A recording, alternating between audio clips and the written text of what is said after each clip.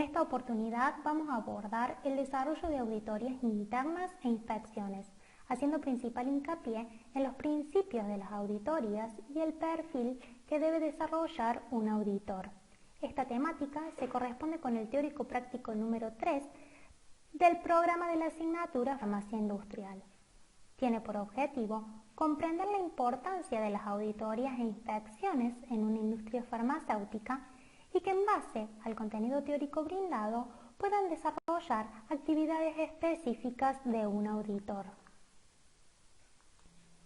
Una auditoría es una actividad de análisis mediante la cual se recolecta y evalúa información para determinar desvíos de la normativa y establecer pautas para corregirlos. Es decir, no es una mera inspección que tiene por objetivo detectar falencias o fallas y sancionar. Tiene como principal objetivo encontrar medidas o acciones que lleven a corregir o mejorar el sistema de calidad o el proceso que se está auditando. Es una pieza clave del sistema de mejora continua. ¿Qué beneficios tiene para la industria farmacéutica implementar el proceso de auditorías? Las auditorías ayudan a implementar, mantener y mejorar continuamente el sistema de gestión de la calidad. Permiten conocer el estado en el que se encuentra en cada momento el sistema de gestión de la calidad y con estas acciones incrementan la autoconfianza del personal, ya que el personal conoce que el proceso que realiza va a llevar o garantizar la calidad de los productos que elabora. Existe una norma internacional que es indispensable a la hora de hablar de auditorías, la norma ISO 19011, cuya última modificación se realizó en el año 2011 y contiene las directrices para la auditoría del sistema de gestión. Se aplica a todo sistema de gestión, no necesariamente a la industria farmacéutica, sino que puede ser aplicado por cualquier industria que quiera realizar una auditoría a su sistema de gestión. Esta norma define las auditorías como un proceso sistemático, independiente y documentado para obtener evidencias de la auditoría y evaluarlas de manera objetiva con el fin de determinar la extensión en la que se cumplen los criterios de la auditoría. Para entender mejor esta definición, la vamos a desglosar y analizar parte por parte. Una auditoría es un proceso sistemático. Su desarrollo debe ser estructurado, planificado y programado. Independiente. No se admiten influencia ni intereses. Tiene que ser completamente objetivo y se deben llegar a los mismos resultados o conclusiones independientemente del auditor que realice la auditoría. Y como todo proceso que se realiza en la industria farmacéutica, las auditorías tienen que estar documentadas, es decir, tienen que quedar registros de cada una de sus etapas y de los resultados obtenidos. Este proceso tiene como objetivo obtener evidencias de la auditoría que van a ser comparadas con criterios de la auditoría. Ahora bien, ¿qué son los criterios de la auditoría? Son las políticas, los procedimientos o los requisitos que se deben cumplir. Estos criterios de la auditoría pueden estar definidos por la propia industria en su sistema de calidad y quedan plasmados en el archivo maestro de sitio o manual de calidad. Sin embargo, todos estos requisitos tienen que cumplir con los requerimientos mínimos establecidos por las normas regulatorias. En el caso de la industria farmacéutica, por la disposición 3827 de ANMAT. Como dijimos anteriormente, la auditoría tiene como objetivo encontrar evidencias de la auditoría, que son las mismas: registros, declaraciones, hechos o cualquier información verificable que tenga una relación directa y que sea pertinente a los criterios de la auditoría. Es decir, es todo aquello que de manera confiable y verificable me permita evaluar al criterio de la auditoría. En una auditoría, toda evidencia debe ser clara, no tiene que haber ningún secreto. Tanto el auditado como el auditor tienen que ver y reconocer a esa evidencia. Pueden hablar respecto a ella, cosa de que no quede ninguna duda de la información que releva el auditor. Al evaluar esta evidencia en relación al criterio, surge lo que se conocen como hallazgos de la auditoría. Estos hallazgos pueden ser conformidades o conforme, es decir, que la evidencia me demuestra que el criterio se cumple, no conformidades o no conforme, es decir, las evidencias demuestran que hay un cumplimiento de alguna de los criterios de la auditoría, o bien pueden ser oportunidades de mejora, es decir, el criterio se cumple, no hay ninguna evidencia que demuestre que ese criterio no se cumple, pero se detecta que el proceso puede mejorarse de alguna manera. Y finalmente, con estos hallazgos se pueden elaborar las conclusiones de la auditoría. Una conclusión de la auditoría surge como el resultado de comparar los hallazgos con los objetivos planteados para esta auditoría. Como vimos anteriormente, toda auditoría tenía que ser planificada y programada. Esto se plasma en un documento muy particular que se denomina Programa de la Auditoría, el cual contiene el conjunto de auditorías planificadas en un periodo de tiempo determinado, que generalmente es un año, y están dirigidas hacia un propósito específico. Más adelante de esta clase vamos a ver un ejemplo de programas de auditoría y vamos a ver qué información tienen que tener estos documentos. Para que una auditoría se lleve a cabo, es importante conocer cuáles son los participantes de la auditoría. Para que una auditoría se lleve a cabo, son indispensables 3 participantes: el cliente de la auditoría, el equipo auditor y el auditado. El cliente de la auditoría es la organización o la persona interesada en que una auditoría se lleve a cabo. Es quien solicita la realización de la auditoría. El equipo auditor está formado por uno o más auditores que van a llevar a cabo la auditoría y pueden tener el apoyo de expertos técnicos. Estos expertos técnicos son personas que no conocen acerca del proceso de auditar, pero tienen conocimientos técnicos o experiencias que necesita el auditor para llevar a cabo esa auditoría.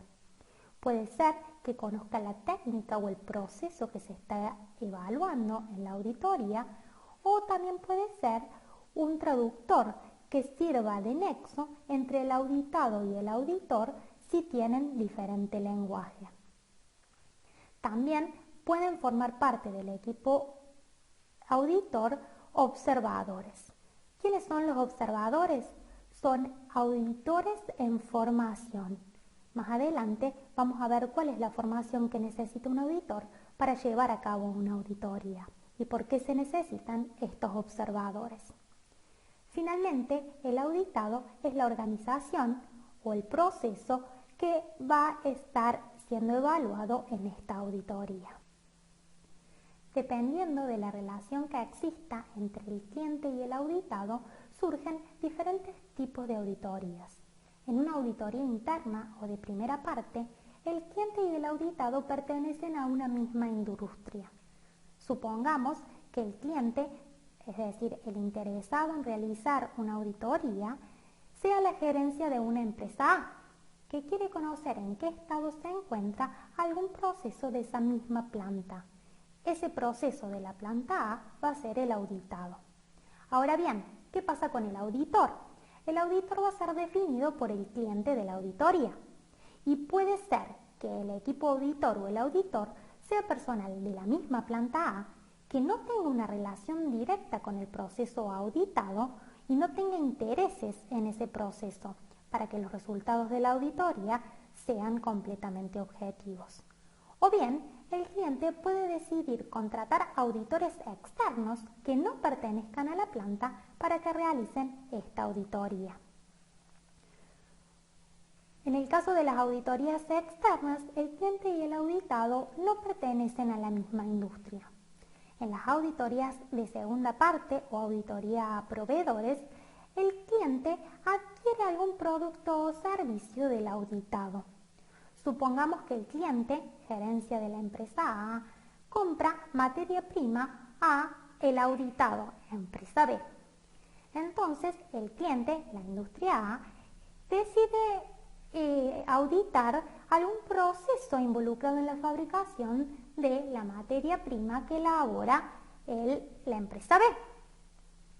En este caso, el equipo auditor va a ser designado por el cliente, empresa A, y de nuevo puede ser parte del personal de la empresa A o bien personal externo de la empresa A, independiente de la empresa B, pero que ha sido contratado por la empresa A para realizar esta auditoría. Y finalmente se encuentran las auditorías de tercera parte. Son las que también se conocen como inspecciones y tienen propósitos legales o regulatorios. Generalmente en estas auditorías el cliente pertenecen a las entidades regulatorias, habilitantes o certificantes de alguna norma. En el caso de la industria farmacéutica, el cliente de una auditoría de tercera parte va a ser personal de la ANMAT, del INAME o del Ministerio de Salud de la Argentina. El auditado va a ser la industria que está siendo controlada, evaluada o auditada por ANMAT, y el auditor es parte del cliente, es decir, de ANMAT. Existen diferentes principios que deben cumplirse en toda auditoría. El primero de ellos hace referencia a la integridad, el cual está relacionado con que todo auditor debe actuar en forma competente, siendo imparcial en cada una de sus actividades. Esto le permitirá llegar a conclusiones completamente objetivas. La presentación ecuánime es la obligación de informar con veracidad y exactitud cada una de las evidencias obtenidas en la auditoría y de las conclusiones a las cuales arriba. El debido cuidado profesional está relacionado con la aplicación de la diligencia y el juicio al auditar por parte del auditor. Esto significa que el auditor debe conocer la importancia que tienen los resultados de la auditoría para el auditado y actuar en consecuencia. La confidencialidad es sumamente importante porque protege la información adquirida en el proceso de auditorías. Esto es importante cuando el equipo auditor forma parte de la misma industria, pero también así cuando el auditor es contratado por la industria. En el primer ejemplo, en el primer caso, protege al proceso auditado y no lo ridiculiza en frente del resto de las áreas de la industria farmacéutica. Y en el caso de que el auditor sea contratado y sea personal externo a la planta, protege la información que es confidencial o propia de la planta que está auditando. La independencia es la base de la imparcialidad y la objetividad de las conclusiones de la auditoría. Y el último principio de la auditoría es el enfoque basado en la evidencia. Esto asegura que el método racional es utilizado para alcanzar conclusiones de la auditoría fiables y reproducibles en un proceso de auditorías sistemático. Es decir, el enfoque basado en la evidencia evita cualquier subjetividad y permite demostrar cada una de las conclusiones a las que se arriba en esta auditoría. Para que un operador o profesional se desempeñe como auditor, requiere de formación académica y formación como auditor, además de tener un certificado o título que avale esta formación. Requiere de cierta experiencia laboral y experiencia en el desarrollo de auditorías.